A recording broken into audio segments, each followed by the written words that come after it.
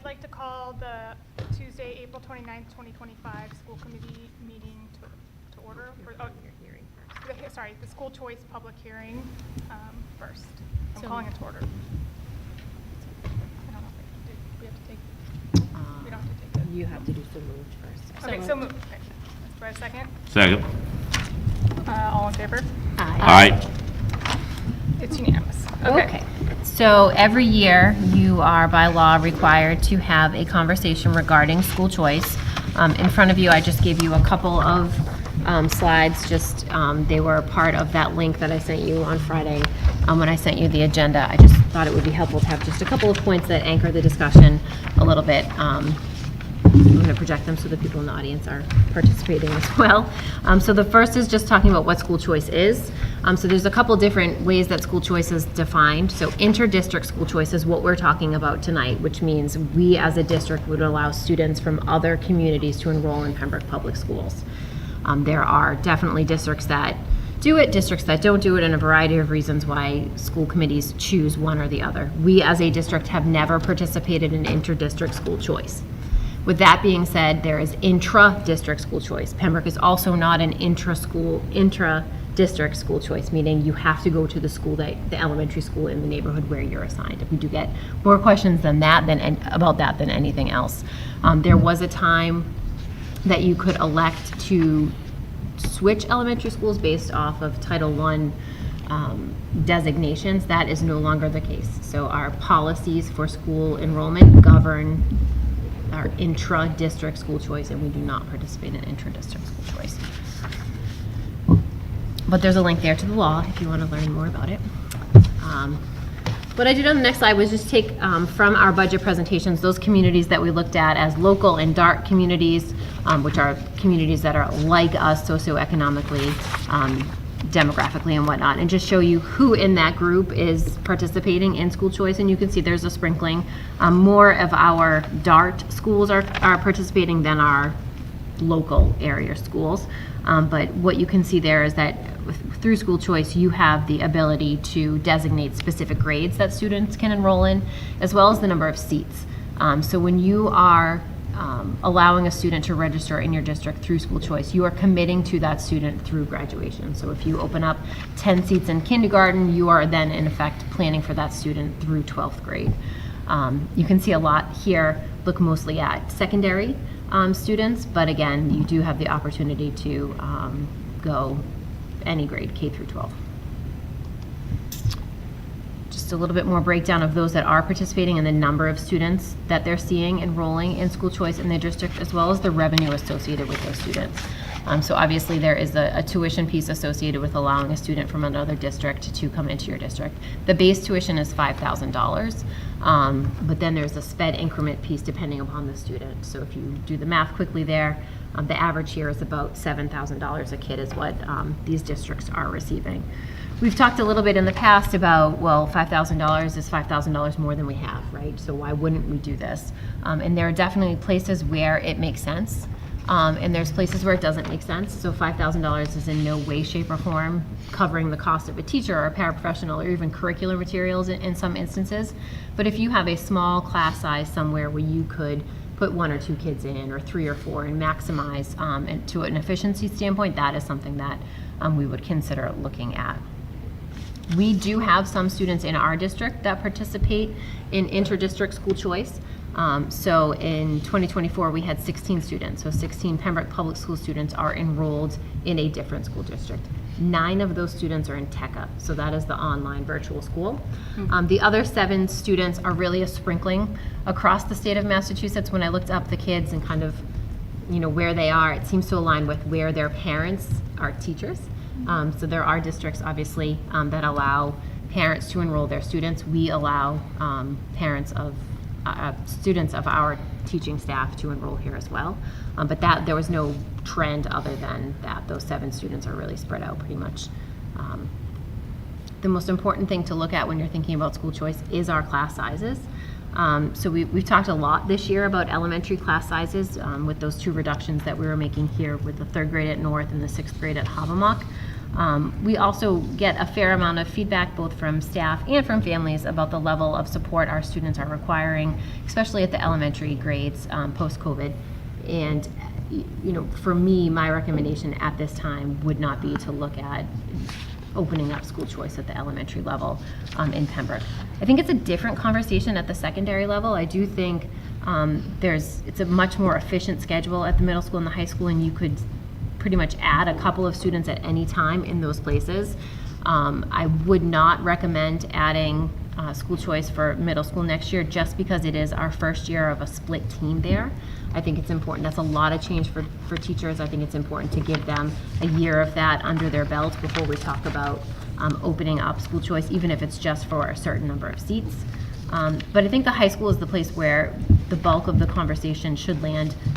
Maybe not this year, but potentially next year. I think when you're starting to talk about vocational and those opportunities for our students, which would be a net loss of enrollment at Pembroke High School, is there a way to offset that with an increase in enrollment through school choice?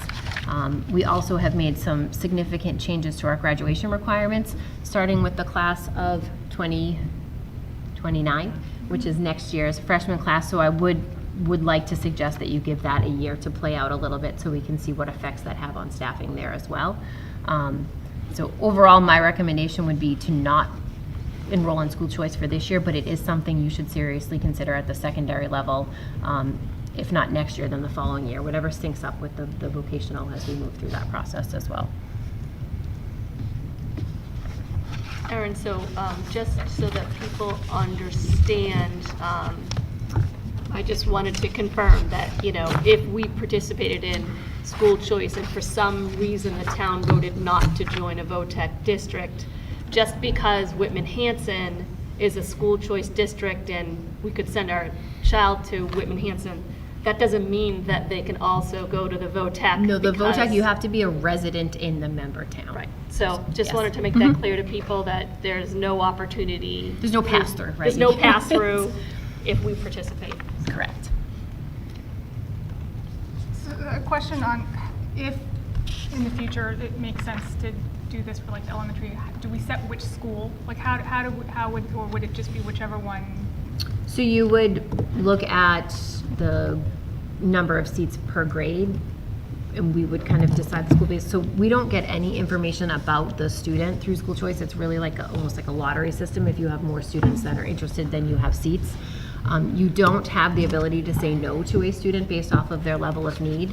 So we would really have to take a look at, if you were going to open it up at the elementary level and you were going to say, okay, we're going to do 8 kids at first grade at all 3 schools, I would be hesitant to do that. I think it would be better to say we're going to do 20 first graders and then let us split them across the 3 based off of need so that we can group students for services and whatnot. There is a special education increment that comes with the student, but it is not monumental, right? It's about $1,500 to $2,000 a kid. Yeah. So it doesn't matter if the child has substantial special education needs, it'll be $1,500. It depends on the student. The students like that are not traditionally the students you see in a school choice pipeline. What you see in school choice is mostly students that are looking for a change, students whose families are looking for a better school system than the community that they live in. Special education is a whole separate process. So students in that pipeline are not generally what you'd get through school choice are traditional inclusion students. So students that are able to access at the grade level with support in the classroom. So let's say we move forward with our substantially separate special education. You can't school choice into that. You'd have to be tuition. We would Okay, tuition that's in. what I wanted to. Yeah, and just speaking to what, when you add students too quickly, like if you have a high turnover, I worked in DC public charter schools and it was basically a lottery system. And so from year to year, depending on how many kids would, switch to a different school, that class, if it was a lot of new students, you have to then acclimate them to how your school does things, and it can be a lot of work for staff to get kids acclimated to how the school works, right? Because from school to school, it's going to be very different from district to district. And the way we do things in Pembroke is not necessarily how somebody else is going to do it. So I think that piece and moving slowly makes a lot of sense. That way we can make sure that we're planning for all of the different pieces. But I absolutely agree with you in light of the elementary piece and how they've been seeing an uptick in behavior and needs. That doesn't make any sense. And for sure with the middle school program, I know they're doing an entirely different schedule, so I think I would agree with that. But certainly interested for high school, either this year or next year, potentially. Yeah, I think with the change in the graduation requirements that you all approved just a month or two ago, Yeah. I think we do need to see what that looks like for staff Makes before sense. opening it up to additional students. I think that makes sense. Because looking at the projection, the incoming freshman class is 26 kids less than the current freshman class.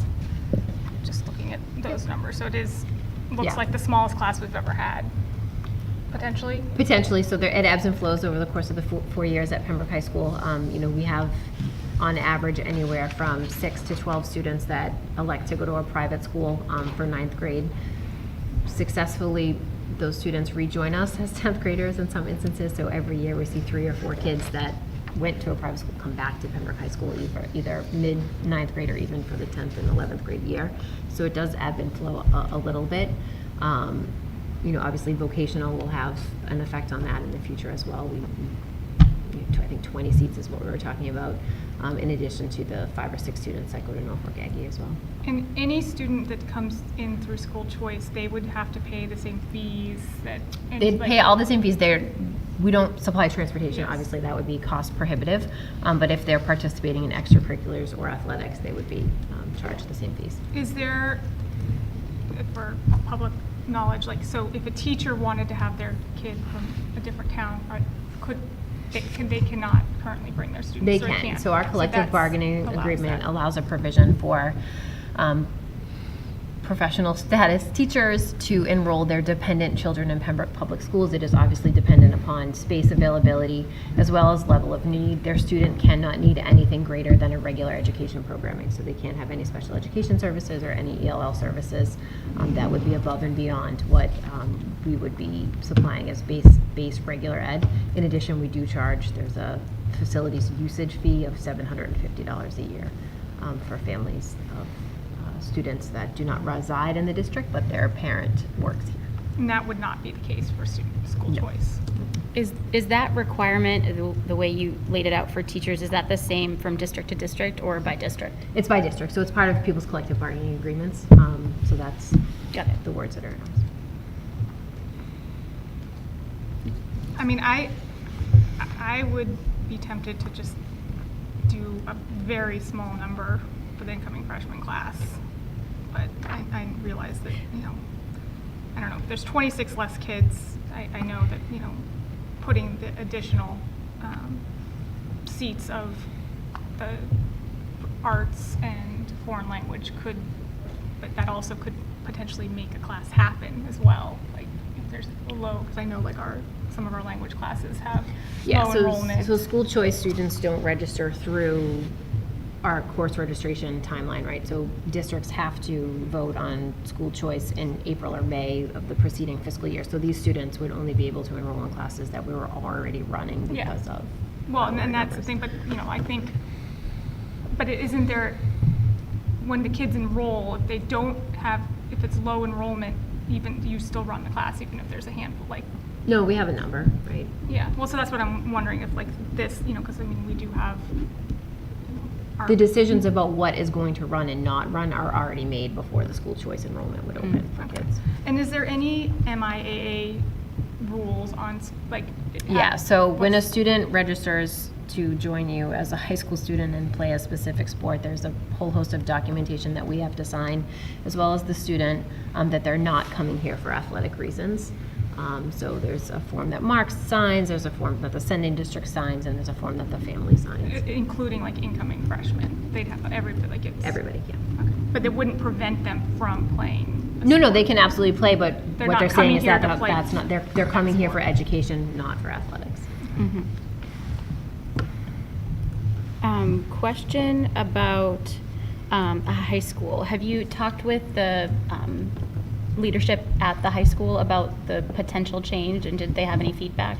Yeah, so we've talked about it a couple of times because we have kind of been on the fence for the past few years. the feedback from administration at Pembroke High School is generally students that are looking to make a change for their high school years are not looking to make a change because they were a model student at their home school.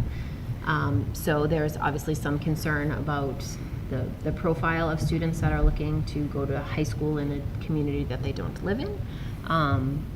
We have had a couple of our high school students transition to Whitman-Hanson. Whitman-Hanson's the closest place around us that has access to school choice in quite some time. The students that chose to go to Whitman-Hanson, I would say, were not having a successful time at Pembroke High School.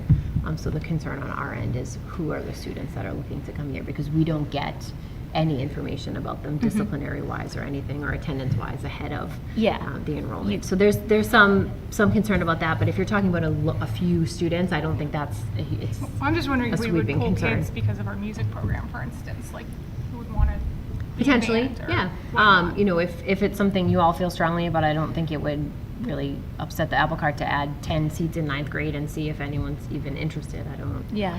But you're committing to it through graduation for Yeah. those students. Even if you decide next year not to do it again, they're still here and Yeah. they're 'Cause it's still their committed entry through point, graduation. yeah. So. I appreciate the guidance that, we just changed the graduation requirements. And I know how difficult it is in today's world to be a teacher, and don't want to add to that stress right now.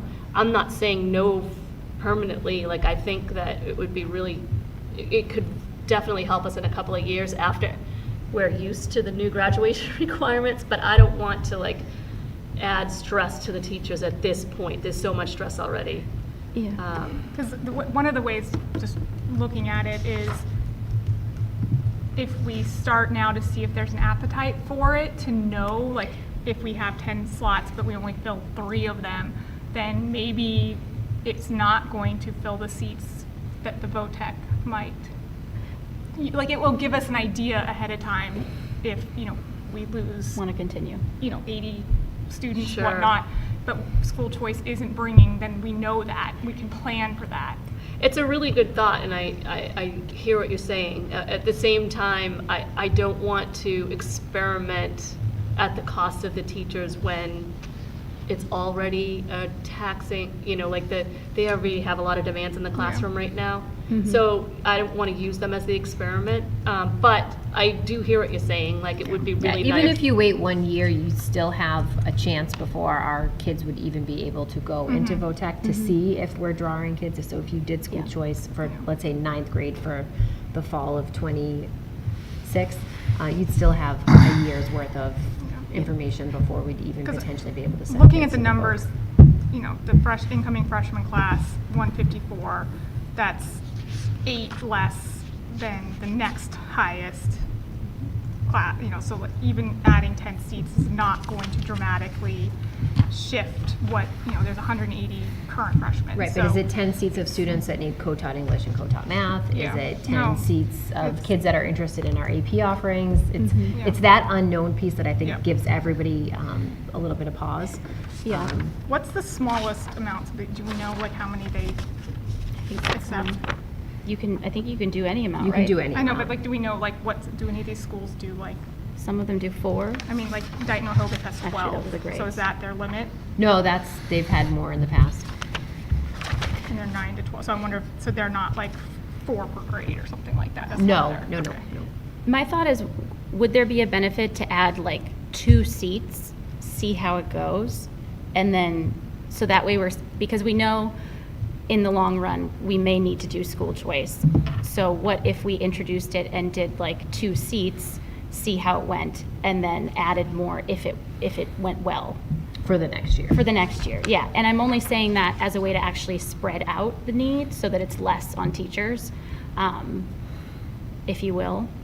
But I'm curious what other people think about that, because I think if anything, starting small would be the answer. I think starting small next year would be the answer. Like this year, I feel like let's let everybody get used to the new graduation requirements. It's a big change. I mean, we're not using MCAS anymore. So as the graduation requirement, we have these new classes and new program studies. So I would rather the teachers get used to this for at least a year and then slowly add in.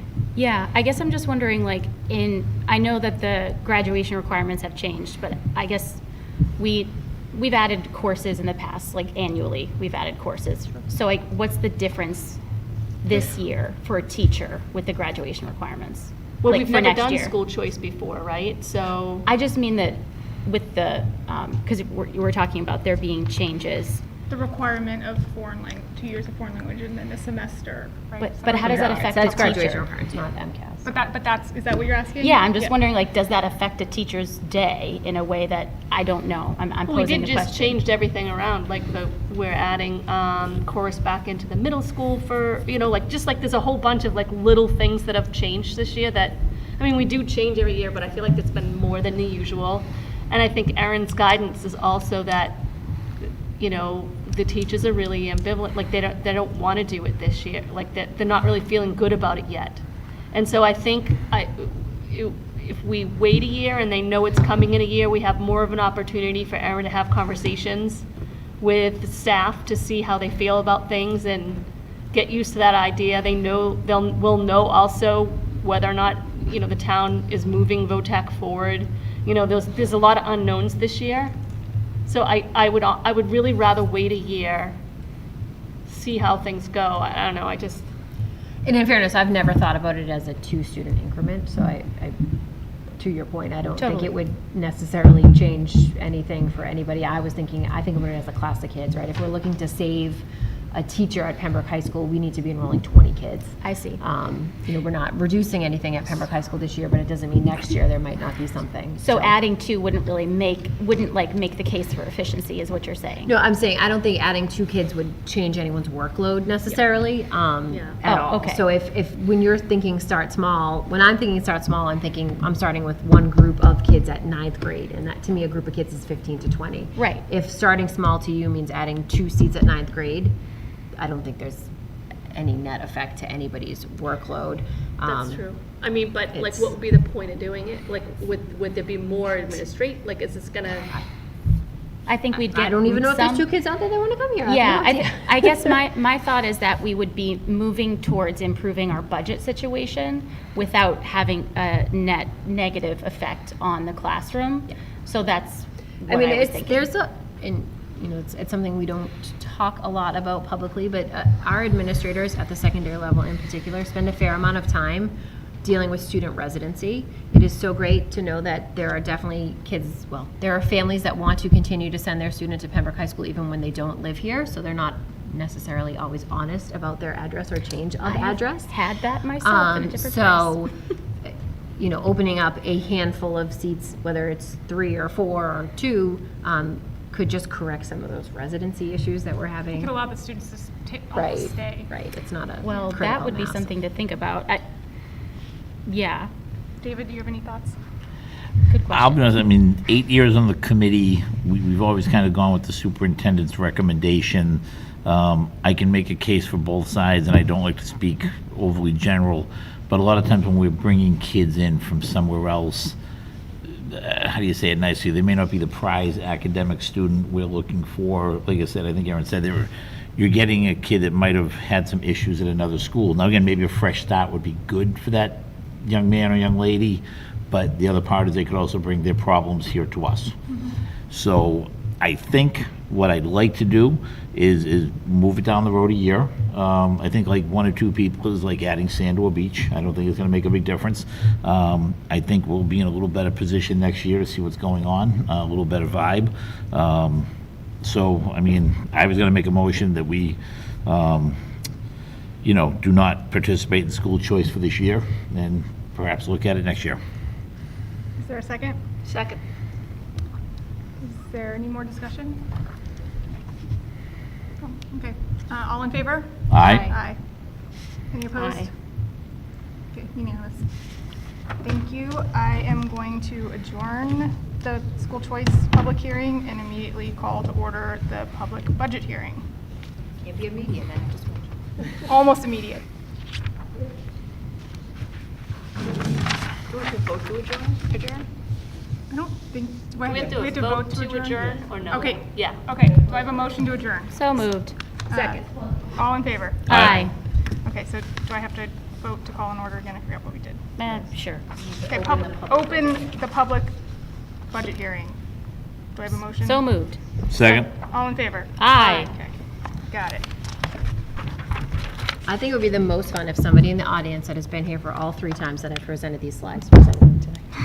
Any volunteers? That'd be I'll hysterical. probably do it blind. So, I'm going to go through the budget one more time. We talked about it as a committee on April 1st. You talked about it as a joint group with the select board and the advisory members on April 15th. I'm happy to report that nothing has changed since those conversations were had. So I'm going to go through it one more time in case somebody has thought of a question or wants to kind of dive deeper into something that was presented previously over the course of those meetings. So again, we'll start with some historical budget information, talk about where we started this process with the fiscal year 26 maintenance of effort back in late fall, early winter, go through what the administration recommended to the school committee on April 1st, and then talk about what the next steps are. So just a quick overview of what our historical funding picture has looked like here in Pembroke. We hover around 50% of the town budget, give or take a little bit. What we talked about when we met with advisory on the 15th was moving forward, really including a full budget picture for the school, so what it looks like with insurance and pension liabilities. So as we start this process for fiscal year 27, I will absolutely work with Bill Chenard, the town manager, to make sure that we're capturing that dollar amount as well. I think that was a great point that was brought up. I think it's important for us to do that for all town departments, not just the school department. So I think So people would should. that be an additional Yeah, column? I'll put an additional column for benefits. With that being said, there's really no change there. Again, there was some movement in the second round of the budget to increase the per pupil Chapter 70 funding from $75 to $150. We are still budgeting on the $75. If it comes in at $150, there would be a motion at fall town meeting to increase our budget, provided that the local aid budget doesn't shift much from what was proposed in the governor's budget. To the point I was making, when we talk about how much it costs to educate students in our district, here you can see what we spend in Pembroke versus the state average for our in-district pupils. Again, just re-emphasizing the point that when we bring a student into district through school choice, we would get $5,000 for them. We are spending on average this past year just under $19,000. So a little bit of money is better than no money, but it in no way, shape, or form is what we're spending per pupil. These are just the breakout of our neighboring towns and how their dollars are allocated for their students. Again, it is easier to look around and see what communities around you are doing, but it is a better comparison to look at communities that are like you. So the DART schools, as identified by the Department of Elementary and Secondary Education, are communities that are similar to us socioeconomically, demographically, and geographically. So this is a more apple-to-apple comparison. There's a couple of things that will jump out at you as you start to look at these numbers. One of the items that I brought up last time was benefits and fixed costs. We are a 75-25% split district for health insurance as a town. So the employee pays 25%, the employer pays 75%. That is not the case for all of these districts. There are some that are 50-50. There's even, I think, Grafton is moving towards 60-40, I believe, or 40-60. So there is definitely some variability there. We also talked about the change in our own reporting here in Pembroke. So moving forward, our content supervisors, the portion of their time that is spent instructing students will be shifted to the teacher column as opposed to instructional leadership. So in the future years, you'll see our instructional leadership number come down a little bit and our teacher number go up a little bit. That was one of the areas of concern that was raised when we talked about this last year. In the appendix is a description of what each of these categories means and what's included in them. Some highlights just pointing out, obviously professional development is a big thing here in Pembroke. I don't want folks to think we just spend $52 a student. We spend far more than that, but we really capitalize on what we receive for grant funding in order to do that. And we write additional grants. You hear Mary Beth and Jess talk all the time about the 1-8 Foundation, Project Lead the Way. All of that work for professional development for our teachers is mostly grant funded, so it doesn't hit this line, but great work professional development wise is happening with our staff.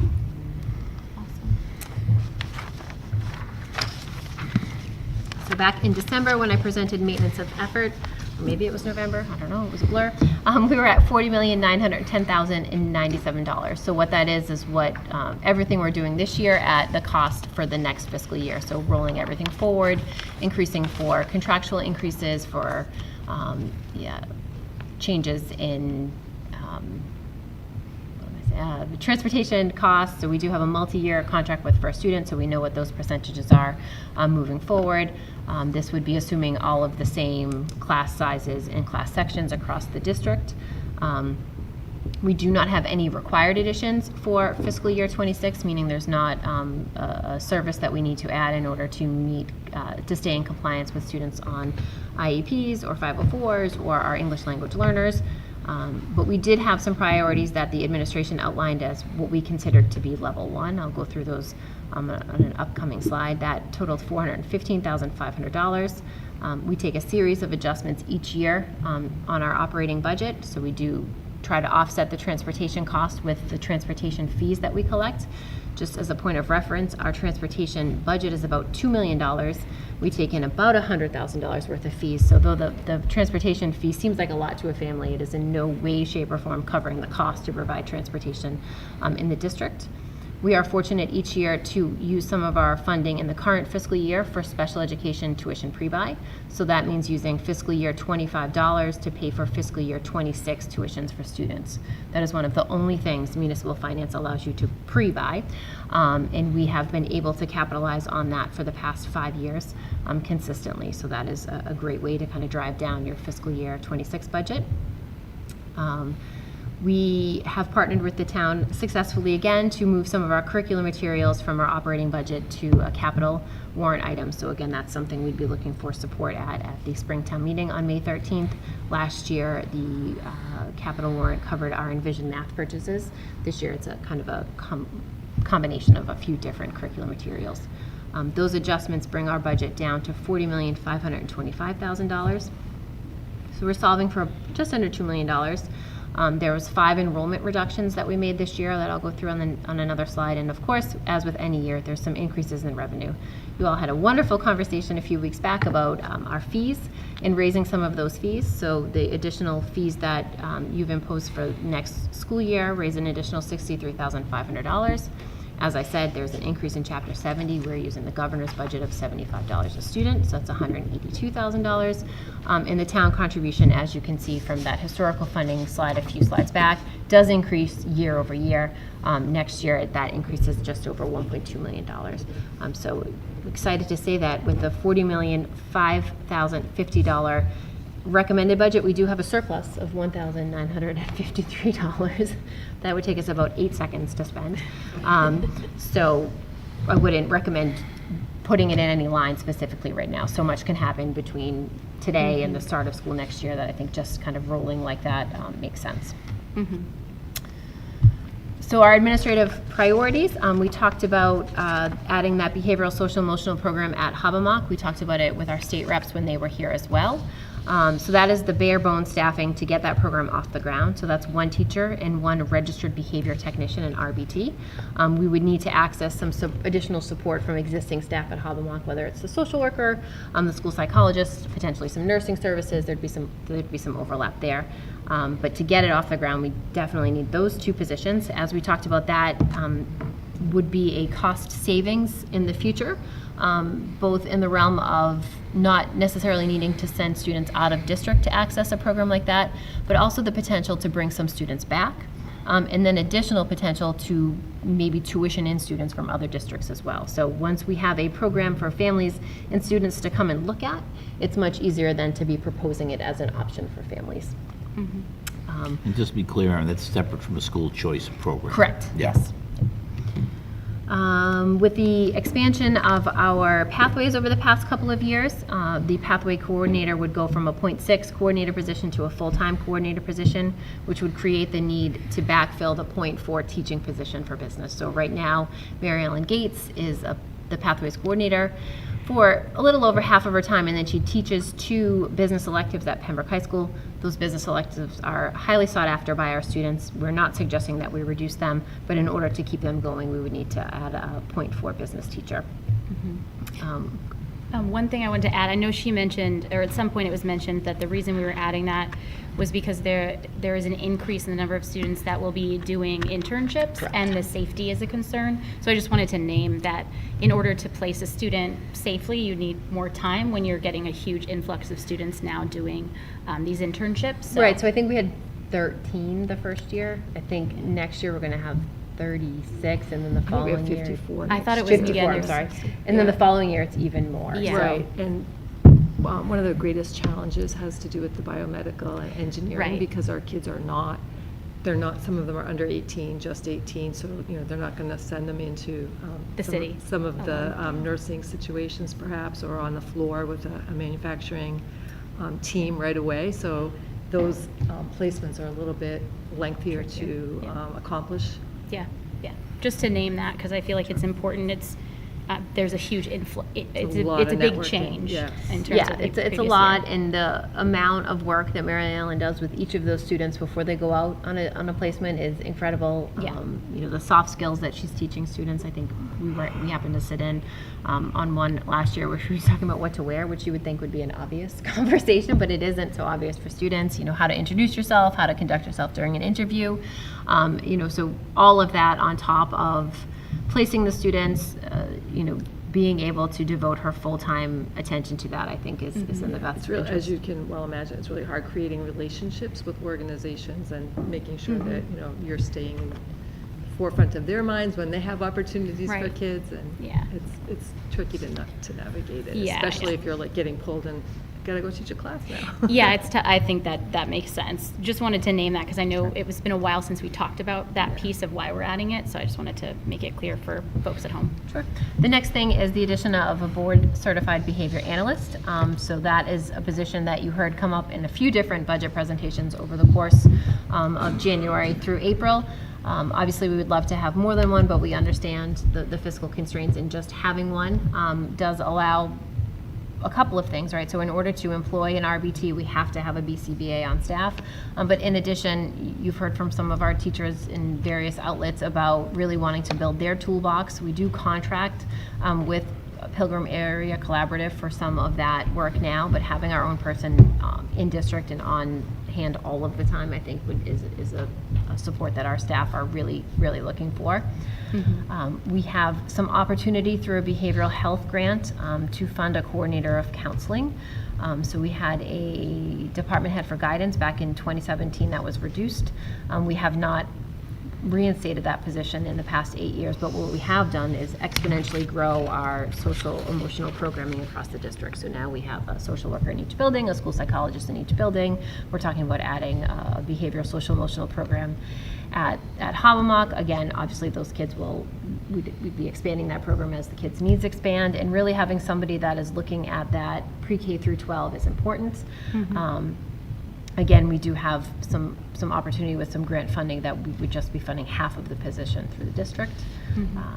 Mike Tinker talked a lot during the technology presentation about things that sound foreign to most of us, but one of the things that he did talk about that really resonated was managed services, right? So we are in the business of education. We are not necessarily in the business of technology, and really taking a look at what our core values are and what's most important to us. And we have always focused on instructional technology, so making sure that we have the capacity within the district to help teachers and staff really integrate practices and integrate technology in their classroom. What that means is that we are not experts when it comes to firewalls or access points or anything like that. So is there some things that we are doing that we are treading water in that we could really outsource and have an off-site company manage some of those services? So I think that's a no-brainer. 60% of that is reimbursable through E-rate, so we're only really paying 40% of the cost to have some of that managed service. One point, if you don't mind, just to mention about, I think a lot of schools don't necessarily have as great instructional technology experts as Pembroke does. For my own child, I met with some of the staff for that program, and hearing their expertise and level of care in which they do things is just amazing. And so I think the more we can continue that by taking this small piece away, I think is great. We are a mighty department of 5, I believe they are. And so short of adding staff, the best way to do this is to take some things off their plate so that they can focus more on the students and on the staff here. The addition of an elementary math interventionist. So a few years back, we added a reading specialist full-time at each one of our buildings, and we would like to grow the model to have a math piece to that. We saw some great gains post-COVID with our interrupted learning tutors, so that ESSER funding allowed us to do a little bit of a tutoring model at each of our elementary schools, where we had dedicated staff that was working with students on reading skills as well as math skills. We would like to start to build some capacity there. What we hear from teachers and what I hear from building administrators is that when we're talking about students through our instructional support team, so our IST processes that happen at each of the buildings, we don't have a lot of interventions that we can offer for math for students right now, so this builds some capacity across the district. Obviously, it's a bit of a clunky model to share one person across 3 spaces, but Dan Hawes makes it look easy as the band teacher, so whomever finds their way into that role, we will make sure to be supporting them and scheduling in a way that is most efficient so that we can get the most out of it. Mark shared pretty extensively the desire and needs at Pembroke High School for an increase in our extracurricular stipends for the programming. We are fortunate to run a really robust extracurricular program at Pembroke High School, but every year there are students that have great ideas for great clubs they would like to run, but the budget is the budget. So what we ask for students is that for the first year it's a student interest-driven club and they find a volunteer to be the advisor, but the goal is for the second year for that position to be funded through the budget. We have a whole, I think we have 6 volunteer clubs at Pembroke High School that are in more than their first year. So we would like to transition some of that to a paid stipend. And this would only be at the high school? Not That's just high school. There were so many other amazing things that we talked about in each of those budget presentations. These are not in rank order, but the next 2 slides include everything else that we talked about as a level 2 or a level 3 priority.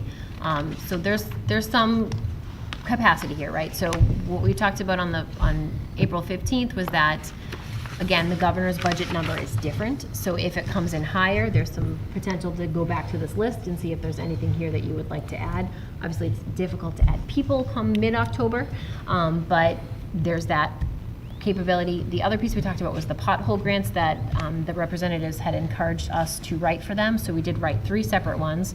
One was for the staffing in the behavioral program at Hobbamock.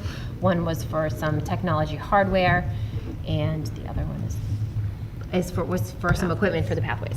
So if any of those pothole grants come through, we can come back to this list and take a look and see if there's something you'd like to add back. The timeline for that would make more sense for a school year. It would be a July, early July, mid-July timeline that we'd be hearing about that. So, is there anything that either we as a school committee or the public can do to encourage the pothole grants to move forward? yeah, I think you can call them. I haven't heard anything from them since I submitted them. I do have on my list just to check in with them this week. Could we as a school committee potentially, in our next meeting, have like a draft letter just to remind them? Sure.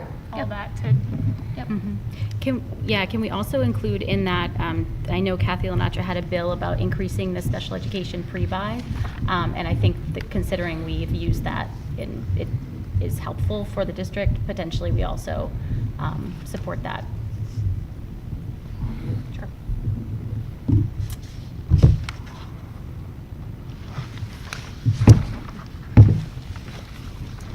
There was a few enrollment reductions that we made this year as well, so just to kind of put out there, we would make these reductions in a good fiscal year. This year is one of the first years in the past decade that we've made enrollment reductions that we've then been able to reinvest some of it back into the budget, so that is great. But next year we'd be running with 1 less section of grade 3 at North, 1 less section of grade 6 at Hobbamock, 2 less staff members at Pembroke Community Middle School due to the enrollment there. We'd have a split team. There's no net change for students, but what it means for staff is that there'd be 1 science and 1 social studies teacher that would teach both 7th and 8th grade. So 3 sections of 7, 2 sections of 8. Students would not necessarily notice a difference, but the staff would. And we've had a district-wide ESL teacher that has been unfilled for the past, I think it's almost 2.5 years at this point. So though that there is a need and there's additional services we could be providing to students, we haven't been able to fill the position, so it doesn't make sense to keep carrying it. So those are those reductions. And the next step slide has gotten much shorter because the only next step is next week's, or 2 weeks time. any questions from the committee? questions? Any questions from the public? No? Anybody got any questions online? Let me just check the mailbox. It's easier for me to check it on my phone. But I didn't bring my phone, so I'll check it from here. And town meeting is going to be at the high school? And It's at Pembroke High School on May 13th. They've actually reserved May 15th as well. I think there's some belief that this might be an extensive town meeting. So if it is not completed on Continued. Tuesday, you come back on Thursday, which is We won't sleep wonderful. there? You do not Oh. sleep over. Okay, never mind. No, there's no questions. We usually do meet before the town meeting, though. I know, we. Yeah, so I think you all we'll post for the 13th for you to meet. You should stay in open session just because we have articles on the warrant. So if somebody were to ask a question about the playground at Hubbamock or about the stop arm bus safety wording or even our school budget, you want to be able to talk amongst yourselves as a committee while that meeting is open. One question on that, what time does this committee usually meet prior to the town meeting? Oh, like 15 minutes before it Okay, starts. So like you literally just meet to 6:45. open. Okay, Yeah. I just wanted to make sure, so I plan it with enough time. Yep. Thank you for We'll mentioning. meet there, by the way. Yeah, good. Yeah. We're not going to have to travel No, between. No. we'll be at the high school. That Okay, meeting now won't run. be recorded because every single person that works for local scene will be there recording town meeting. Beautiful. Quite an endeavor. So, So no questions from? no, there's no the questions in the internet? mailbox, Okay. no. Do I have a motion to approve the FY '26 admin recommended budget of $40,005,050? So moved. Second? Is there any discussion? Great job, Erin. And budget subcommittee. All in favor? Aye. Any opposed? It stands. Okay, do I have a motion to adjourn the public budget hearing? So moved. Second. All in favor? Aye. Okay, I am now calling to order the actual school committee meeting of Tuesday, April 29th, 2025. And can we all stand for the Pledge of Allegiance, please? So What a out of order. complicated. I know, right? So How many times do we need to call to order? Right. I pledge allegiance allegiance To the flag of the United States of America and to the republic for which it stands, one nation, under God, indivisible, with liberty and justice for all. Okay, I didn't check if there's any public, thank you. Appreciate it. Okay. Just you. It's never just you, Don. Are we on now? Yes, you can go to the microphone, thank you. Yes, my name is Don Bryant. I live on Mountain Avenue here in Pembroke. Thank you for the opportunity to spend a couple of moments with you. And thank you for taking on the issue of biological men and women's sports. It's an important conversation. I appreciate the openness about it and bringing it out into a full discussion. I have been both at the policy subcommittee, been in 2 of those discussions about this, and of course, the last time that we were together. And as you press forward for the next time that you're dealing with us, what, next week, next Tuesday? Yep, the 6th. Yeah. Just a word of caution. I'm sensitive to the possibility of stepping over the line into victim shaming, and that the young lady that was hurt in Dighton Rehoboth School District is easily turned into a semi-responsible person for her injury. These are my words, not words that I've heard. That's very dangerous kind of language, and it has been suggested. And I think you ought to move away from it. So we don't prejudice the discussion and put the responsibility back on the girl who should have had been more suited up. She played according to regulations. That settles the issue. It's done. It's over. What you want to do with it next in terms of your recommendations to MIAA, that's fair. That's good in light of the fact that something has to happen in the meantime. But please, I mean, do as you please. It's your thing. We'd be glad to listen to you guys debate it, talk about it. But I'm sensitive to that, and it makes me sort of edgy when we move it in that direction. Okay, that's it. Thank you. Appreciate it. Anybody else? Thank you. Is there any scheduled visitors? Okay, so, Any adjustments to the agenda? Nope. Any communications? So I shared with you all a communication that I received last week. So there has been an open meeting law complaint that was filed. I had an opportunity to discuss with our legal counsel what the next steps are, and you all will be discussing it when we get to future meeting agenda topics. The warrants have been circulated, and our future meetings, we are meeting at 6:30 next Tuesday and at 6:30, 6:45 on town meeting. Correct. I So think we've done 6:30, I think. it depends what time it starts. I think it starts Yeah. at 7 technically. Yeah, so I think we've done 6:30. 6:30, so I Yep. think the next 2 Tuesdays, it's 6:30. Yep. But here next week and at Yep. the So I just Pembroke wanted High School Library for on the May town meeting. 13th. For the topics for next week, we obviously have the policy discussion that Patrick has chaired and moved that. I think Katrina shared with me that Ryan would like to talk a little bit about. I think I shared it with you. Somebody shared with me that Ryan would like to give a student report. So we're going to have our student rep give a student report at that meeting, an opportunity to say a few things because Ryan will be graduating. So that may be his last meeting. So we want to make sure it's similar to what we did last year with Lauren, that he have an opportunity to kind of talk about the things that are important to him and important to students at Pembroke High School. So I think there's a couple of things that he is super excited to talk to you guys about. Awesome. And just to confirm, we'll have public comment on the 6th? Of course we will. Great. It's on our agenda always. Awesome. What it looks like, I never know. Yes, you can always email in advance if you'd like to give public comment. You don't have to, it's not a requirement, you can always sign up here. Sure.